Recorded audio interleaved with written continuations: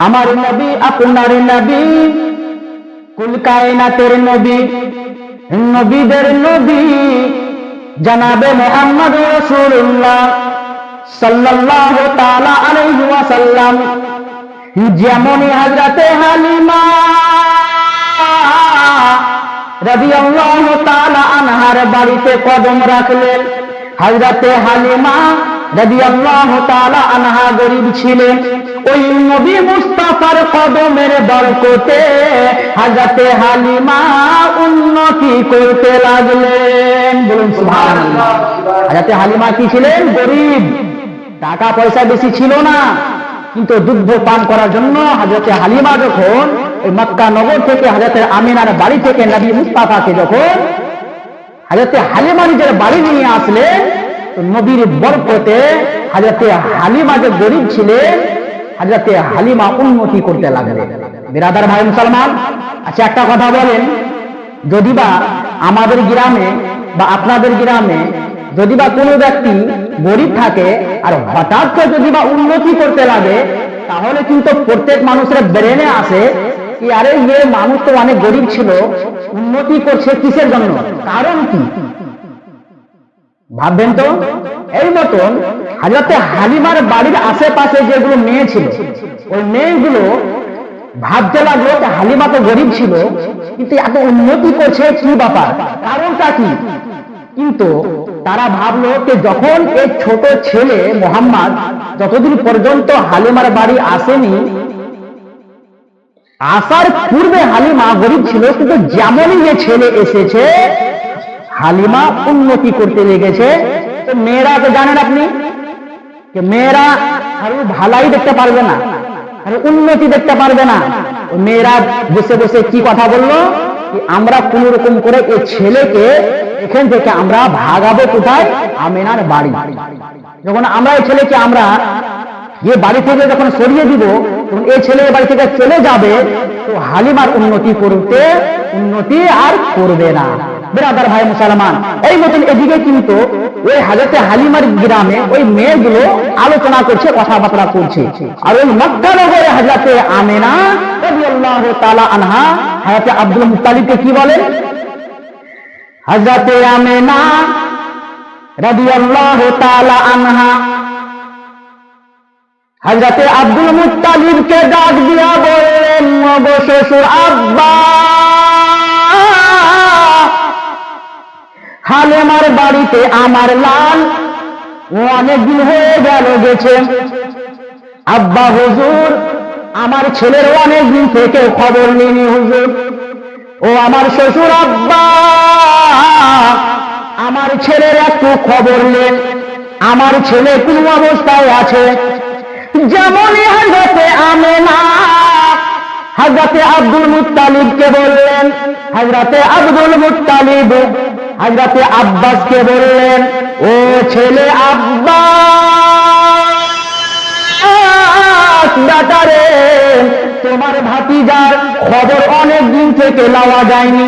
ও আমার ছেলে আব্বাস, তুমি যাও তাইফ, আর ও তাইফ যে তুমি হালিমার বাড়ি যাও, আর ওই হালিমার বাড়ি যে তুমি আমার পোতা এবং তোমার ভাতিজার তুমি খবর নিয়ে এসো। ও বিরাদার ভাই মুসলমান, যেমনই হযরতে আব্দুল মুত্তালিব হযরতে আব্বাসকে বললেন, হযরতে আব্বাস রাদিয়াল্লাহু তাআলা আনহু ওই ঘরের ভিতরে গেলেন ভাইরেন, আর ঘরের ভিতর থেকে একটি তলোয়ার নিয়ে আসলেন। যেমনই আব্দুল মুত্তালিব দেখলেন, জিজ্ঞাসা করলেন, ও আব্বাস, আমি তোমাকে তোমার ভাতিজার খবর দিয়ে আসার জন্য আমি তোমাকে পাঠাই, আর তুমি নিজের হাতে এই তলোয়ারখানা কোথায় নিয়ে যাবেন? আব্বাস বলেন, ও আব্বা, আমি নিজের সঙ্গে নিজের হাতে আমি এই জন্য আমি তলোয়ার নিলাম আব্বা গো, যে যদি বা সাফার করতে করতেন, যদি বা কোনো রাস্তার ধারে যদি বা কোনো আমার শত্রু আমার উপরে যদি বা হামলা করেন, যদি আমার কোনো দুশমন আমার উপরে যদি বা আক্রমণ করে আব্বা গো, তাহলে এই তলোয়ার আমার রক্ষা করিবে, তাহলে তলোয়ার আমার কাজে আসবে।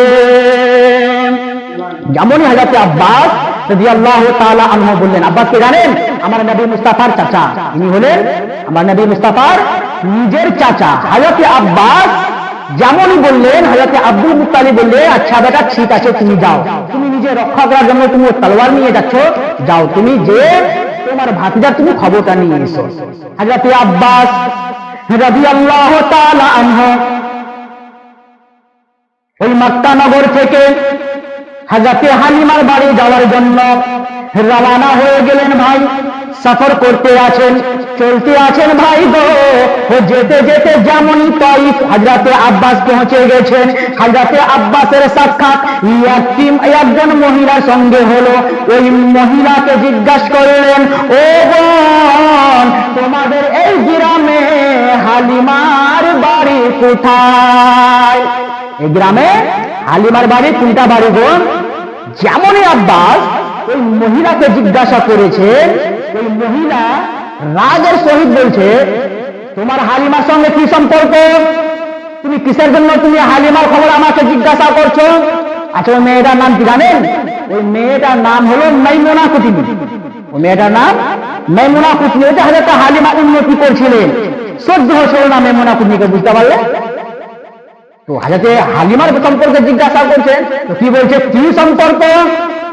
হযরত আব্বাস ভাবছে কি ব্যাপার, আমি ভালোভাবে আমি জিজ্ঞাসা করছি, আর এদিকে যে মহিলা আমাকে এই মতন ডেটে বলছে, কারণ কি?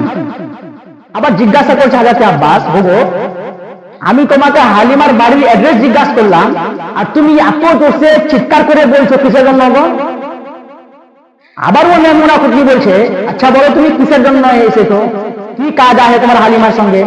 হযরত আব্বাস বললেন, হালিমার বাড়িতে আমার ভাতিজা আছে, আমার ভাতিজাকে দুগ্ধ পান করার জন্য হালিমাকে দিয়েছি, তো অনেক দিন থেকে খবর লওয়া যায়নি, এই জন্য আমি খবর নিতে এসেছি, আমার ভাতিজাকে আমি দেখতে এসেছি যে আমার ভাতিজায় কোন অবস্থায় আছে।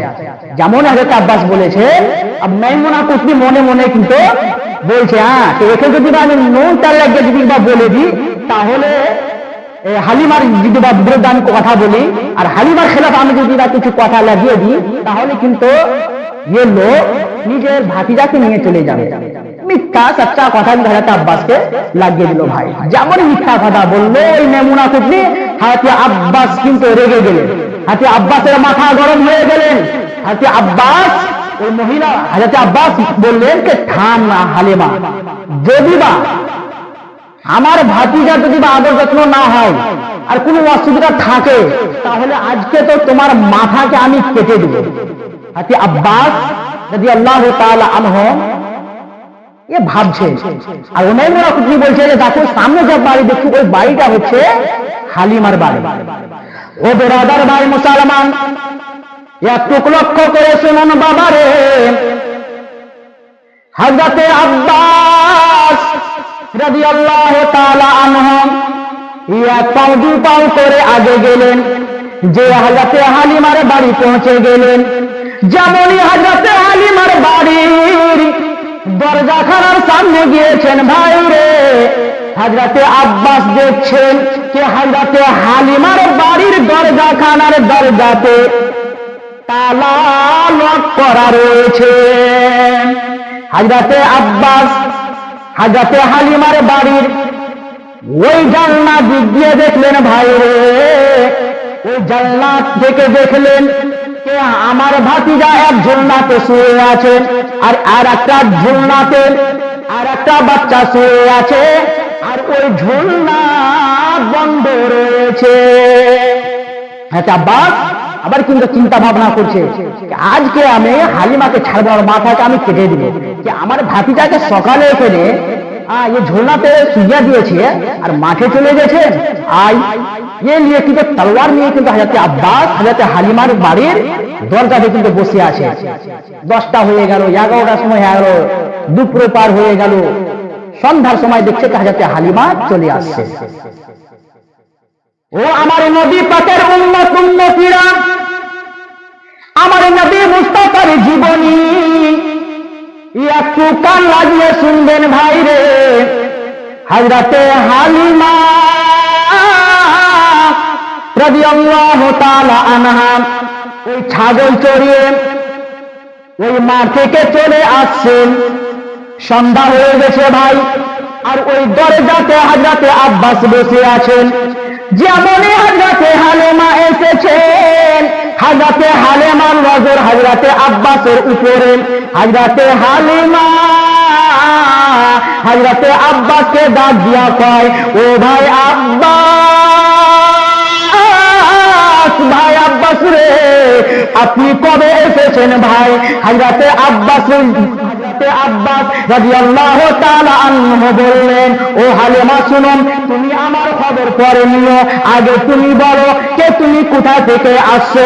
হযরতে হালিমা বলেন, ও ভাই আব্বাস, আমি মাঠে গেছিলাম সকালে, আমি ছাগল নিয়ে, আমি এখন ওই ছাগল চড়ে আমি এখন বাড়ি ফিরে আসলাম।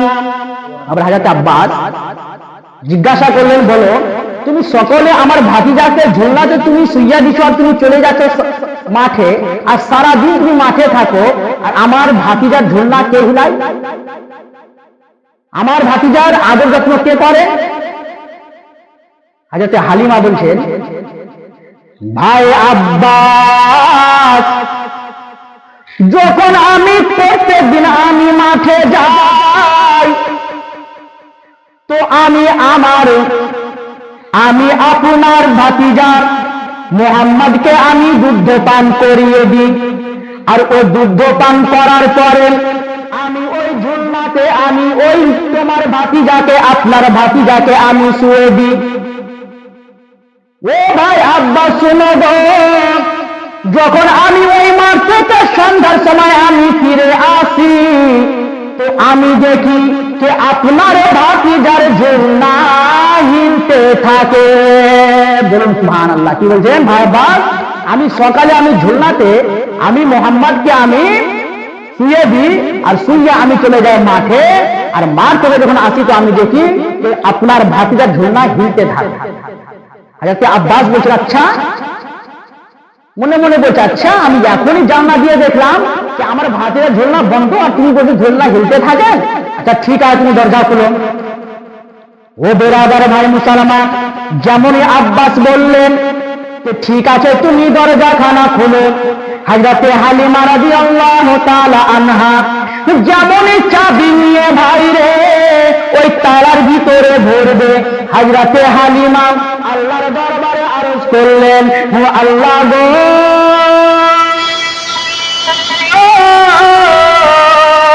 আল্লাহ গো, তুমি যে মতন প্রত্যেক দিন এই আমার এই সন্তান, আমার এই দুগ্ধ ছেলে মুহাম্মাদের যে মতন তুমি প্রত্যেক দিন ঝুলনাখানা হিলিয়ে দাও, মাওলা গো, আজকেও তুমি এই ছেলের ঝুলনাখানা হিলিয়ে দাও। যেমনই হযরতে হালিমা রাদিয়াল্লাহু তাআলা আনহা আল্লাহর দরবারে আরজ করলেন, আল্লাহ রাব্বুল আলামিন হযরতে হালিমার ডাক শুনে নিলেন। আল্লাহ রাব্বুল আলামিন হযরতে জিবরাইলকে ডাক দিলেন, ও জিবরাইল। হযরতে জিবরাইল আল্লাহর দরবারে আরজ করলেন, আল্লাহ গো, আপনি ডাক দিয়েছেন।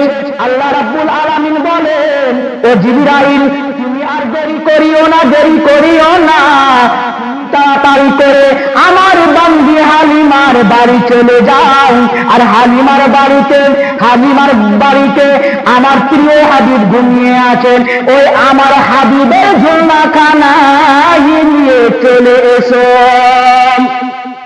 যেমনই আল্লাহ রাব্বুল আলামিন হযরতে জিবরিল আলাইহিস সালামকে বললেন, ভাই রে, হযরতে জিবরিল আমিন আল্লাহর দরবারে আরজ করলেন, আল্লাহ গো, আমি কত স্পিডে যাব আল্লাহ গো, আমি কত তেজিতে যাব, কত আমি স্পিডে যাব আল্লাহ গো। আল্লাহ রাব্বুল আলামিন বলেন, ও জিবরাইল, আমার বান্দি হালিমা তালার ভিতরে চাবি ভরে দিয়েছে, যেমনই ওই চাবিখানা ঘুরিয়ে দিবে, ওই ঘোরার পূর্বে তুমি ওই হালিমার বাড়ি চলে যাও, আর আমার হাবিবের ঝুলনাখানা হিলিয়ে দাও। যেমনই আল্লাহ রাব্বুল আলামিন হযরতে জিবরিলকে বললেন, হযরতে জিবরিল আলাইহিস আলাইহিস সালাম কারেন্টের মতন 1 সেকেন্ডের মধ্যে হযরতে হালিমার বাড়িতে হাজির হয়ে গেলেন। হাজির হয়ে আমার নবী মুস্তাফা জনাবে মুহাম্মদুর রাসূলুল্লাহ সাল্লাল্লাহু তাআলা আলাইহি ওয়াসাল্লামের ঝুলনাখানা হিলিয়ে দিলেন। বলুন সুবহানাল্লাহ। আরে জিবরাইল আমার নবী মুস্তাফার ঝুলনাখানা হিলিয়ে দিলেন। আবার হযরতে জিবরাইল আলাইহিস সালাম ও ঝুলনাখানা হিলিয়ে দিয়ে আবার কিন্তু ঘর থেকে বের হচ্ছে। ঘর থেকে বের হচ্ছেন কে? হযরত জিবরিল আলাইহিস সালাম। যখন হযরতে জিবরিল ঘরের ভিতর থেকে আবার বের হচ্ছেন তো আমার নবী মুস্তাফা ডাক দিয়ে বলছেন, ও জিবরাইল তুমি কিন্তু এই কাজটা ঠিক করলে না। জিবরাইল আরজ করছেন, ইয়া রাসূলুল্লাহ আল্লাহ আদেশ দিয়েছিলেন আপনার ঝুলনাখানাকে হিলার জন্য। ইয়া রাসূলুল্লাহ আমি হিলিয়ে দিলাম আল্লাহর আদেশের উপরে আমল করে। ইয়া রাসূলুল্লাহ আমি কি এরকম বিয়াদবি করে দিলাম? ইয়া রাসূলুল্লাহ আমি এই কাজটা আমি ঠিক করলাম না। আমার নবী আপনার নবী কুল কায়নাতের নবী জনাবে মুহাম্মদুর রাসূলুল্লাহ সাল্লাল্লাহু তাআলা আলাইহি ওয়াসাল্লাম ইরশাদ করলেন, জিবরাইল তুমি তো আমার ঝুলনাখানা হিলিয়ে দিলে, কিন্তু আমার পাশে আমার যুদ্ধ ভাই যে শুয়ে আছে, আমার এই যুদ্ধ ভাইয়ের ঝুলনাখানা তুমিও হিলিয়ে দাও। জিবরাইল বলেন, ইয়া রাসূলুল্লাহ আল্লাহ রাব্বুল আলামিন শুধু আপনার ঝুলনাখানাকে হিলিয়ে দেওয়ার আদেশ করেছিলেন, এজন্য আমি আপনার ঝুলনাখানাকে আমি হিলিয়ে দিলাম। নবী বলেন, ও জিবরাইল তুমি আমার যুদ্ধবার যদি বা ঝুলনা না হিলাও, আমার ঝুলনা যদি বা হিলতে থাকে আর আমার যুদ্ধবার ঝুলনা যদি বা না হিলে, আর আমার যুদ্ধমার যখন ওই মাঠ থেকে বাড়ির ভিতরে আসিবে আর যদি বা আমার ঝুলনা হিলতে দেখে আর আমার যুদ্ধবার ঝুলনা যদি বা হিলতে না দেখে, তাহলে আমার মা কত কষ্ট পাবে, আমার মায়ের মনটা খারাপ হয়ে যাবে। আর জানো জিবরাইল আল্লাহ রাব্বুল আলামিন বলেছে যে মায়ের দিলে কষ্ট দেওয়া ঠিক নয়, মাকে কষ্ট দিতে হবে না। জিবরাইল তুমি আমার ভাই যুদ্ধ ভাইয়ের ঝুলনাখানা হিলিয়ে দাও। ও বেরাদার ভাই মুসলমান, হযরতে জিবরাইল আলাইহিস সালাম চিন্তায় চিন্তিত যে যদি আমি নবী মুস্তাফার কথা না শুনি, যদি আমি এই ঝুলনাখানা যদি বা আমি না হিলাই, তাহলে আল্লাহর নবী মুস্তাফা সাল্লাল্লাহু তাআলা আলাইহি ওয়াসাল্লাম দুঃখ পাবেন। আর যদি বা আল্লাহর নবী মুস্তাফা দুঃখ পায় তাহলে আল্লাহ নারাজ হয়ে যাবে। আর যদি আল্লাহ নারাজ হয়ে যায় তাহলে কিন্তু আমার ঠিকানা জান্নাতে হবে না। হযরতে জিবরাইল আলাইহিস সালাম আমার নবী মুস্তাফা সাল্লাল্লাহু তাআলা আলাইহি ওয়াসাল্লামের আদেশের মোতাবেক নবী মুস্তাফার ভাই যুদ্ধ ভাই হযরতে হালিমার সন্তানের ঝুলনাখানা হিলিয়ে দিলেন। হযরতে হালিমা রাদিয়াল্লাহু তাআলা আনহার ছেলের ঝুলনাখানা হিলিয়ে দিয়ে হযরতে জিবরিল আলাইহিস সালাম হযরতে হালিমার বাড়ি থেকে চলে গেলেন। ও বেরাদার ভাই মুসলমান, এদিকে হযরতে হালিমা রাদিয়াল্লাহু তাআলা আনহা যেমনই নিজের বাড়ি দরজার ওই তালাখানাকে চাবি ঘুরিয়ে খুলেছে, ভাই দরজা খুলে গেলেন, পর্দাখানা হযরতে হালিমা সরাইতে যাবেন। হযরতে হালিমা বলেন, ও ভাই আব্বাস ভাই গো, আপনি আগে ঘরের ভিতরে চলেন, যদি বা আমি যাই তাহলে আপনি বলবেন হালিমা আমার ভাতিজার ঝুলনা বন্ধ ছিলেন, তুমি আমার ভাতিজার ঝুলনাখানা হিলিয়ে দিয়েছো, এই জন্য আমার ভাতিজার ঝুলনা হিলছেন। ও ভাই আব্বাস এই বাড়ির ভিতর আমি আগে যাব না, আপনি এই ঘরের ভিতরে প্রবেশ করুন। হযরতে আব্বাস মনে মনে ভাবছে আমি তো দেখেছি জানলা দিয়ে আমার ভাতিজার ঝুলনা বন্ধ রয়েছে। হযরতে আব্বাস বলছেন, ও বোন হালিমা না আমি যাব না, আপনি আগে চলেন, আপনার পিছনে পিছনে আমি যাব।